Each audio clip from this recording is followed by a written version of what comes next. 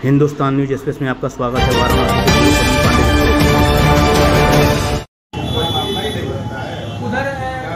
उधर 80 घाट पर लाइट की क्या हुआ है भैया? पहले कभी ऐसा नहीं था, कंटिन्यू बंद हो गया। पहले नहीं, वो भी सही है भाई, कैपेसिटी उनकी 5 की है, खड़ा 15 को कर रहे हैं बैठा करके।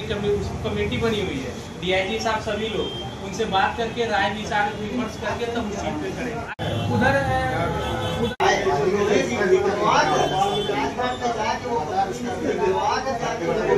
नाव समाज किस तरह का बैठक संपन्न हुआ है?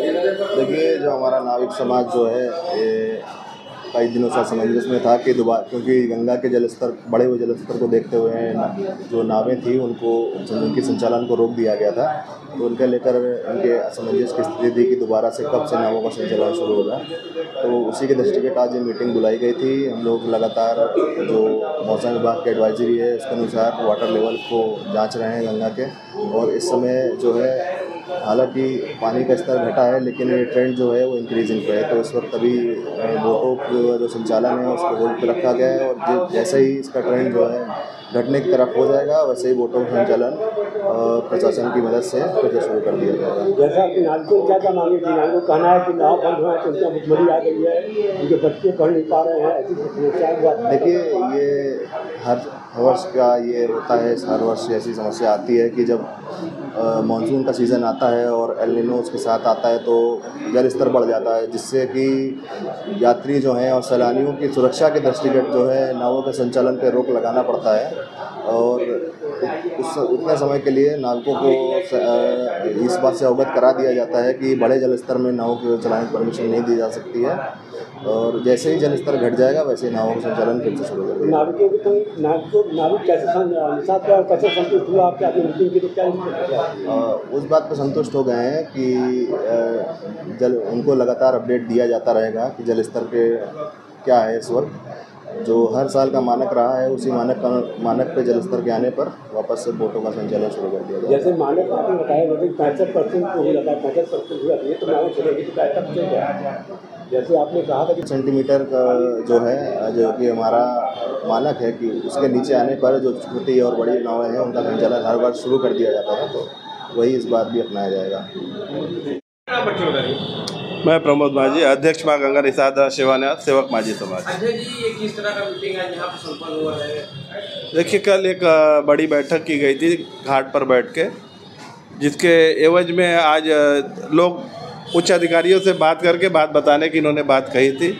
और उसी में आज हमारे जल पुलिस के जो एसीपी हैं उन्होंने यहाँ पर गोदौलिया चौराहे पर जो एक पुलिस बूथ है उस पर बुलाया, और उसमें वही बातें की जिसका हमें डर था, क्योंकि हमें लग रहा था कि हमारा टाइम पास किया जा रहा है और उसी तरह का यहाँ व्यवहार हुआ। हम लोग का टाइम एक तरह से पास किया गया, और अब ये हमको वाटर लेवल की बात बता रहे हैं। वाटर लेवल को हम मानते हैं, लोगों की जीवन की सुरक्षा को भी हम मानते हैं, और हम तो वैसे ही लोगों को सुरक्षित रखने का काम ही करते हैं। अगर लोगों को बैठा के अगर हम अपनी नाव हमारी खड़ी है गंगा जी में, उस पर बैठा के अगर 2 पैसा कमाते रहते तो शायद हमको इस तरह का कड़ा रुख अख्तियार नहीं करना पड़ता। ये वाटर लेवल की बात कर रहे हैं, हम वाटर लेवल को मानते हैं। हम देखेंगे अगर आज रात में गंगा का जल स्तर बढ़ा तो शायद इनकी बातों को हम मान लें, लेकिन जैसे ही हमको लगेगा कि नहीं वाटर लेवल जो स्थिर हो रहा है, ये हमें वाटर लेवल दिखा रहा है कि अगले 4-5 दिन में वाटर लेवल बहुत ज़्यादा होने वाला है। ऐसा जितना कभी नहीं हुआ था वैसा हो जाएगा। अगर वैसा होता है तो हम लोग कोई हत्यारे नहीं है कि लोगों के जीवन के साथ खिलवाड़ करेंगे। लेकिन जब बैठे बैठाए नाव में बैठ के लोग आरती देख सकते हैं ना, जितना भी पानी बढ़ता है किनारे का एरिया एकदम शांत हो जाता है। ऐसे में भी ना जाने क्यों ये लोग नाव में लोगों को बैठाने से मना कर रहे हैं। ऐसे स्थिति में हमारी मजबूरी बनेगी, लोगों की जीवन की रक्षा करनी है। हमारे बिरादर भाइयों को अगर बचाना है तो हमें भी कुछ करना पड़ेगा। देखा जाए तो क्रूज भी चल रहा है, तो इसमें भी क्या कुछ अधिकारी से बात हुई क्या? देखिए, क्रूज की जहाँ तक बात करें तो आज के दिन में मैंने देखा है कि एक तरह से ये सरकार का संरक्षण प्राप्त है। हो सकता है भाई ये सरकारी ना हो, या हो सकता है इसमें से कुछ हिस्सा उनको जाता हो, इसलिए वो लोग उसके बारे में उसको चलाने के लिए ही तो ये सारा खेल खेला जा रहा है। सच्चाई तो ये है, उसको लाभ देने के लिए ये सारा खेल खेला जा रहा है और हमारी नाव पर बैठा के आरती दिखाने से भी मना किया जा रहा है। तो अध्यक्ष जी, इसमें परिवार पे आप लोगों को कितना संकट आ गया है इसमें? अब शायद संकट के हिसाब से अगर देखा जाए तो हमें तो ये लगने लगा है कि शायद हम लोग देशद्रोही हैं। हमारी रक्षा सुरक्षा का इनको कोई ध्यान नहीं है। 2 दिन 4 दिन के लिए अगर किसी शहर में पानी घुस जाता है तो वहाँ दौड़े दौड़े लोग फिरते हैं, लेकिन हमारी नावें आज 43वां दिन बंद है, लेकिन कभी किसी ने आके टो लेने की भी कोशिश नहीं की कि 43 दिन से नौका बंद करके आप कैसे जी रहे हो। और जिस अधिकारी के पास भी हम लोग जाते हैं तो पिछले दिनों की बात करते हैं कि अरे कुंभ मेला में तो बहुत कमाए, अभी साल 2 साल भी बंद रहेगा तो आप बड़े मज़े से रह लोगे, लेकिन उन गरीबों के बारे में कोई भी बात नहीं करता है।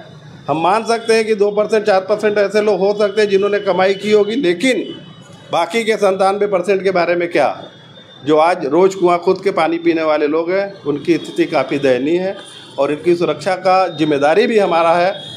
अगर इन्होंने आज का समय दिया है कि आज मैं बताता हूँ, आधा घंटा 1 घंटा में आपको बता देंगे कि आरती को बैठा के या नौका संचालन कैसे किया जाएगा, अगर ये हमारे पक्ष में नहीं होता है तो हमारी मजबूरी बनेगी। तो कल से फिर हम एक बैठक करेंगे और लोगों को एक नए सिस्टम के साथ नौका संचालन का आदेश हम खुद अपने माझी समाज की तरफ से लोगों को देंगे। अगर ये हमारी बात नहीं मानते तो हमारी ये मजबूरी होगी। अब उसके लिए अगर हमें जेल भी जाना पड़े तो कतई हमें कोई गुरेज नहीं है।